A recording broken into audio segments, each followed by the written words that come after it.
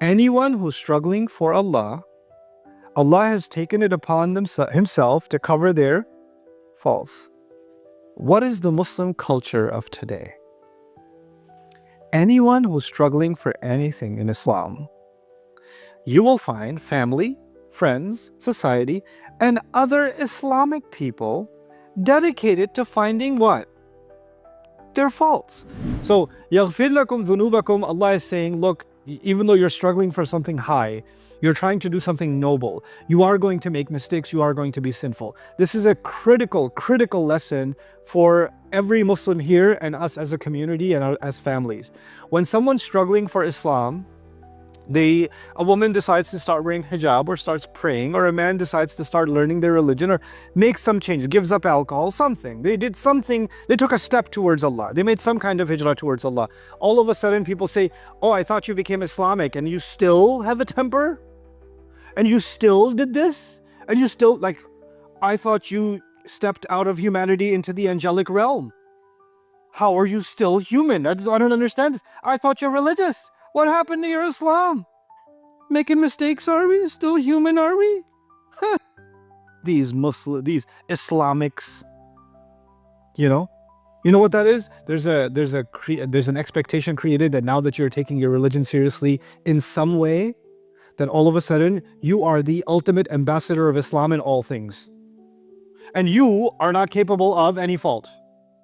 You can't end up accidentally backbiting somebody. You can't end up missing a prayer. You can't end up, making a mistake here, there, slipping up here and there, having a fault. You can't do that. You can't, because you're supposed to be the Islamic one. In other words, you can't have dhunub. You can't have dhunub. The Sahaba, about whom Allah says, Allah is happy with them and they are happy with Allah. Allah is content with them and they are content with Allah. And Allah is talking to them and saying, you need to save yourself from hell. And if you do this, if you struggle for this cause and keep renewing your commitment to the struggle and keep renewing your faith, even though Sahabi needs to keep renewing their faith. Nobody came into the faith and all of a sudden their faith is constant. So for you to think, some girl started wearing the hijab and now her faith is constant because she's wearing the hijab, so Islam is as permanent as the cotton on her head, then you have a psychotic disorder and you're violating a wisdom of the Quran. You should be ashamed of yourself. This is not an expectation we put on anybody. يَغْفِرْ لَكُمْ ذُنُوبَكُمْ. Allah will continue to forgive your sin. And he didn't even say them. He said dhunub. You have many faults. You have many faults and they'll continue. And I'm not endorsing haram behavior, but did you know Sahaba, even at the time of Umar, some of them had a drinking problem? Some of the Sahaba, we call them Sahaba, they had a drinking problem. That was a reality. And that's not the only one. There were other problems. They were struggling with stuff. Some people have different weaknesses. Not everybody is the same. And the plural of the word dhunub also suggests, I have different weaknesses, you have different weaknesses, this one has different weaknesses, those ones. It's easy to find someone's weaknesses, right? And say, aha, I found a weakness, therefore their Islam, right? But Allah says, no, I will cover your faults. You struggle for this. And the hikmah, the corollary from this is so powerful. Allah is saying, anyone who's struggling for Allah, Allah has taken it upon Himself to cover their faults. Listen to that again and think about what that means for you. Anyone who's struggling for Allah, Allah has taken it upon Himself to cover their faults. What is the Muslim culture of today? Anyone who's struggling for anything in Islam, you will find family, friends, society, and other Islamic people dedicated to finding what? Their faults. Here Allah is promising, I'll cover your faults, and here we are busy dedicating entire YouTube channels to exposing faults. Somebody needs to say this. No, actually, only Shaitan needed to say this. Nobody else needed to say this. What happened to man satara mu'minan satarahu Allah yawm al-qiyamah? And if you're saying some people need to be held to a higher standard, I don't think anybody should be held to a higher standard than the Sahaba. Am I wrong in that? If you're thinking somebody should be held to a higher standard than the companions of the Prophet himself, sallallahu alaihi wasallam, then please educate me. I'd love to know. يغفر لكم ذنوبكم. And from, you know what we love, Allah loves for us, you know, based on His attributes. Allah is Ar-Rahman, so He likes us to have Rahmah, right? And Allah is Al-Ghafur, so He likes us to what? Forgive. Allah is Al-Hakim, He wants us to seek wisdom. Allah is Al-Hadi, He wants us to seek guidance. Allah is Al-Alim, He wants us to seek knowledge. Allah is Al-Adal, He wants us to be just. Isn't that the case? If Allah is Ghafur, the coverer of faults, Allah is Ghafur, what does He want us to be? A personality quality that we should have. A personality, like part of my personality. Just like part of my personality should be care, love, justice, thoughtfulness, seeking knowledge. A part of my personality should be covering what? And I didn't say forgiveness. I didn't say forgiveness. What did I say? Covering faults. Because something may not be forgivable, but that still doesn't mean it needs to be uncovered. Justice is something else. Afu is closer to forgiveness. Afu is closer to forgiveness. خذ العفو, right? But maghfirah is covering the fault. That this is a kind of satr. Man satara mu'minan satarahu Allah yawm al-qiyamah. Whoever covers a believer, Allah will cover them on Judgment Day. Right? That's another piece of it. These are things that Allah just mentions in passing sometimes, but if you stop and contemplate them, you say, Ya Allah, you're offering me this in Jannah, and I'm making sure fellow believers, fellow human beings are stripped of this in this dunya. And how am I expecting you to give me this in Jannah when I don't even want someone to have even a glimpse of this in this dunya? وَيُدْخِلْكُمْ جَنَّاتٍ تَجْرِي مِنْ تَحْتِهَا الْأَنْهَارِ and after that He shall enter you into gardens at the bottoms of which rivers flow. So gardens are now being described. They seem to be in a high place because underneath them there are rivers. So this is the imagery of mountaintop, forest-like, gardens. And when you go there, you're above the waterfall. So though you're not under the waterfall, you're over the waterfall. The waterfall is under your feet. It's coming from, and you have this elevation above. Jannatin tajri min taht. By the way, this is like the richest of the rich, right? And Allah is talking in the moment to the poorest of the poor. Like Arabia, Hijaz at the time is the poorest region known. And these people are poorer than the poor. And Allah is offering them. But even though you would think they're poor, so Allah will offer them riches, the biggest rich He offered them is they will save themselves and they'll be forgiven. That was a bigger reward than this. يَغْفِرْ لَكُمْ ذُنُوبَكُمْ is muqaddam. It came first. And this is mu'akhar. This is later. Oh, and also Jannah. وَيُدْخِلْكُمْ جَنَّاتٍ تَجْرِي مِنْ تَحْتِهَا الْأَنْهَارِ. And He shall, and the yudkhil is also, it's so beautiful. Allah could have said He'll give you Jannat, right? But He said He will enter you. In other words, it's as if Allah is walking you in. It's as if Allah is rolling out the red carpet. Allah is doing that for you. Allah is giving the welcome. Yudkhilkum. It's one thing that you open the door for someone and you allow them to go in. It's another when a guest comes and you come out to the car and you say, let me have you come into the house. Please come in. And you sort of walk them in. Allah says, I will have them walked into heaven. يُدْخِلْكُمْ جَنَّاتٍ تَجْرِي مِنْ تَحْتِهَا الْأَنْهَارِ وَمَسَاءٍ. And that would have been enough. And that sounds pretty nice. But Allah adds, no, not done yet. وَمَسَاكِنَ طَيِّبَةً. And beautiful homes.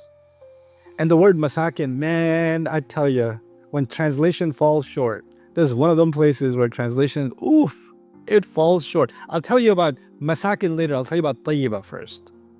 The word tayyib, I'll come back to that. Al-tayyib, ma yutatayyibu bihi. Perfume is tayyib.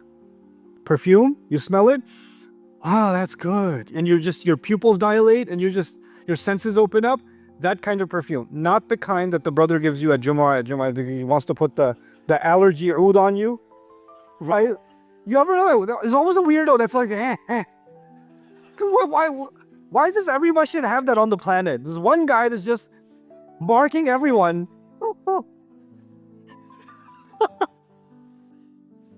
Ma'un tayyib, water that's sweet, like fresh waterfall water. You just literally just take it from there. That reminds me, you know, a lot of water companies, they have these plastic bottles and they have pictures of waterfalls on them, right? I was in Pakistan, no joke. And I was in Pakistan, I was at a hotel and I was about to open up a bottle of water. And the guy next to me, Hashir, I love this kid. He says, stop. I was like, why? He said, I have to do the Quranic test. I was like, what? He said it again. I have to do the Quranic test. I was like, what's the Quranic test? What's Quranic? And then he twists the bottle and he's listening for the sound. Click. He goes, no, this is not good. Let me get another one. Click. And he gives me that one. He goes, tell me what you just did. He goes, there's a big thing going on in Pakistan. They figured out a way to just fill the water with the local like creek. And then they just glue it on. And if it doesn't go, click. So they have the Quranic test. So if you go to Pakistan, just letting you know, do the Quranic test, okay? So Ma'un Tayyib, actually fresh water. Delicious water. Amazing. طعام طيب يستلذ الآكل طعمه. You know, sometimes you eat food and it's like, I wish that animal didn't have to die. Because it didn't die for a good cause, you know? And sometimes you just bite into a chicken shawarma and you're like, this chicken deserved it. It died for a good cause. This was worth, yeah. When you bite into food and it's just, oh my God, that is called ta'amun tayyib. The perfume that just illuminates your senses. The food that just, oh my God, a taste of heaven, you know? Ardun tayyib.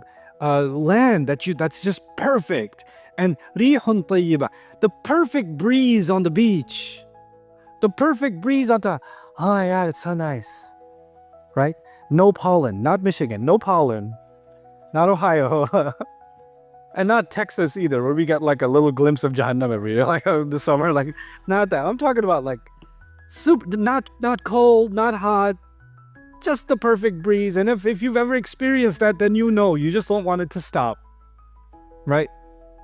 And so, and then they say, you know, nakhatun tayyiba laysa fiha, if you have food or a meal that didn't have any aftertaste, it didn't have any, like it didn't make you burp and things like that, and it didn't have a smell. And they use this for a kalima tayyiba. If you hear something, like you hear poetry or you hear somebody's words or you hear something, and you're like, wow, that was nice. What does tayyib have to do with? Tayyib has to do with the sensation of joy coming from any of your senses. Joy coming from any of your senses becomes tayyib. So they translate this as good, but this is more than good. This is joy, the joy of smell, the joy of sound, the joy of words, the joy of food, the joy of a breeze. What's in common in all of them? Joy. It's just a splendid experience.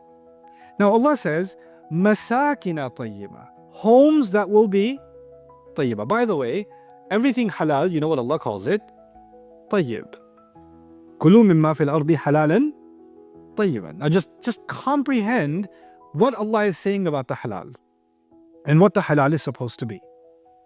The halal is meant to be tayyib. In a sense, it's actually supposed to give us a glimpse of Jannah. Because in Jannah we have masakin al-tayyiba, right? Now, let's talk about masakin. Masakin is translated as homes. But the word masakin comes from sikin. Sikin in the Arabic is a knife. And istiqrarun fi jawfi, and sukun is actually food that rests inside, nourishing food. When you eat, not to your fill, but enough to just feel right. If you eat any more than that, you're going to have the Ramadan syndrome, right? The iftar syndrome, right? Just the right amount. That's called sukun, meaning you're at rest when you eat that much. That's enough. استقرار في جوف حيز أو باطن كالقوت في الجوف كهمود ما يذبح بالسكين في مكانه. So when something calms down and settles, by the way, even someone who's sakin is someone who's not moving. When the night becomes still and calm, that's the sukunul layl, right? Ma sakana fil layl, right? This is how Allah describes it. Now, from it came the idea of a second, meaning your home, because you find relaxation in it. You calm yourself in it. You stop moving. You're not agitated in your home. Now, well, I travel a lot, as you might guess, and it gets exhausting. At some point, you're just like, I don't want to see the inside of a hotel room. I just want to go home, right? And then you go home, and you're like, okay, now what do I do?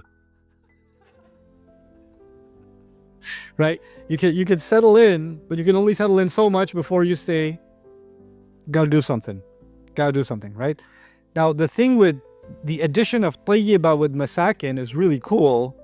You're gonna be at home, and people usually do something they leave home or they do something else to find the experience of joy, because the home is where you're used to things. Home is your calm. Home is not your joy.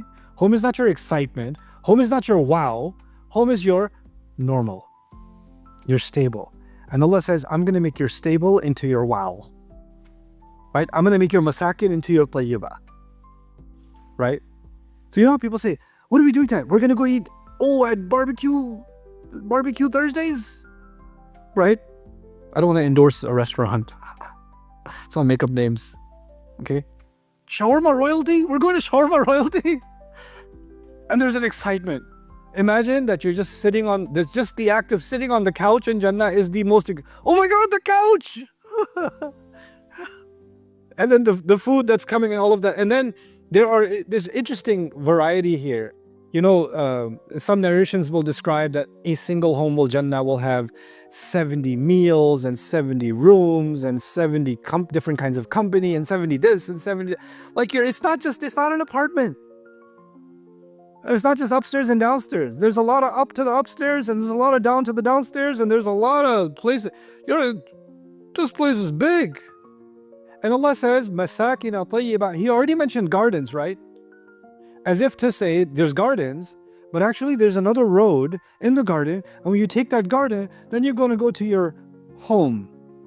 So the garden, even though you saw a palace down here, that's not, no, there's something more. And then he mentioned Jannat again. Fi Jannati Adn. Was Jannat already mentioned?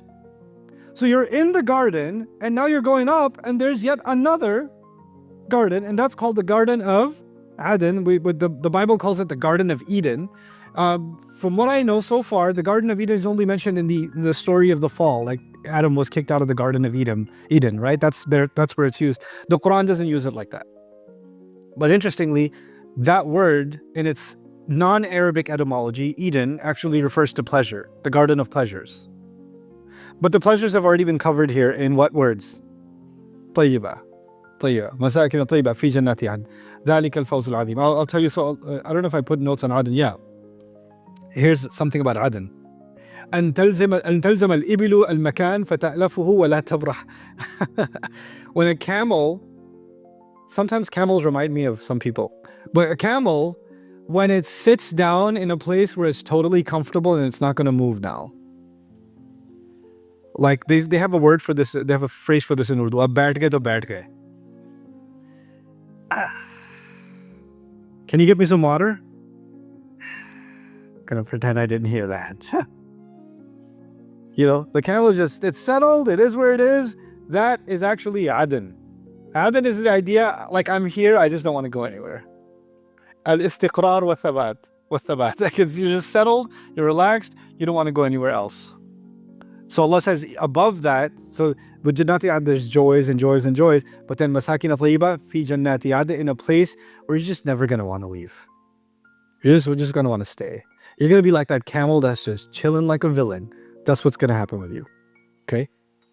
ذَلِكَ الْفَوْزُ الْعَظِيمُ. And this is probably the one of the most amazing things, by the way. I'll read this to you. There's also a sense of being within the gardens that are within gardens that are within gardens. There are layers upon layers of never-ending bliss. The immense serenity and security contrast with the lack of security that comes with being in battle. They were in battle, and you're vulnerable, and here you are up in the mountains, all your own, and then further up even more secure, right? And military life completely different from civilian life. The idea of chilling in your home and everything's available and all the food is there and you're completely safe and no disturbance is the opposite of the state of war. The surah is about preparing for a state of war, and it's describing the ultimate state of peace as the reward. This is such a really beautiful contrast. وَلِأَنَّ فِي الْجِهَادِ مُفَارَقَةَ مَسَاكِنِهِمْ. And some scholars even said, and this was mentioned because they had to leave their homes to go to war. Right? It required leaving. And some of the muhajirun, even when they didn't go to war, they had left their home in Mecca. And Allah says, I've got a home for you. And this is a home you'll never have to leave and you'll never want to leave. وَمَسَاكِنَ طَيِّبَةً فِي جَنَّاتِ عَدْنٍ. Now we get to Fawz. Oof. Fawz is translated success. They translate that is the ultimate success. ذَلِكَ الْفَوْزُ الْعَظِيمُ. The word فوز عبور مسافة قفر جافة بالغة الامتداد فكذلك الفلاة. When someone crosses a desert, they have experienced fawz. They survived. Meaning, when you get into a desert, every expectation was what? You would die. And someone got through the entire desert on the other end, they are called a faiz, the survivor. They've succeeded the test. Everything was out to destroy them, and they survived. This is the imagery that we started with. Shall I tell you of a deal that will save you from a painful punishment or painful torture? Remember that? And ultimate deprivation. You know, the most amazing image of deprivation is being in the desert. You're completely deprived of all things. Water, cover, right? Food, company, direction. You have nothing. Ultimate deprivation. And Allah is now comparing my life, your life, without this escape path. Right now, as you are in the desert. And follow this path, and you will be from those who made it across the desert. And that is an amazing cross. That is an amazing cross across the desert. ويلحظ أن الاسم على صيغة اسم المكان فهي موضع ذلك كان تأويل اسمها ما يقتضي العبور أي الاستعداد له to cross it and to have the means to do so. وعبور الصحراء and to cross the desert in its entirety. وهو نظيرها من مظان الهلاك. That's why this word was used also in the meaning of death. وخلوص وقالوا الفوز النجاة. They used to say al-fawz actually means rescue. And the opposite of what was used, فوز الرجل مات. They would say somebody died in the desert, they didn't get through, فوز. They didn't get to have fawz. So it's لغة الأضداد, right?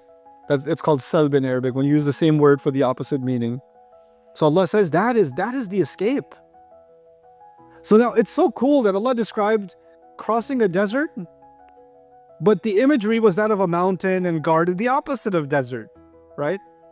Work towards that, and that's the only way you'll cross this desert. Life is now being described as a desert if it has no purpose. If it is without tu'minuna billahi wa rasulihi wa tujahiduna fi sabilillahi bi amwalikum wa anfusikum. You're just wandering in the desert. You don't even know how lost in the desert you are. And by the way, this imagery occurs again in the Quran. Allah says, أَلَمْ تَرَ أَنَّهُمْ فِي كُلِّ وَادٍ يَهِيمُونَ. He talks about entertainers, poets, and says they venture into every valley. But the word yahimun is used for a camel that got lost in the desert and is looking for water. Right? And he describes them that way. SubhanAllah. May Allah keep us from that him. And by the way, that one of the punishments in Jahannam is وَفَشَارِبُونَ شُرْبَ الْهِيمِ.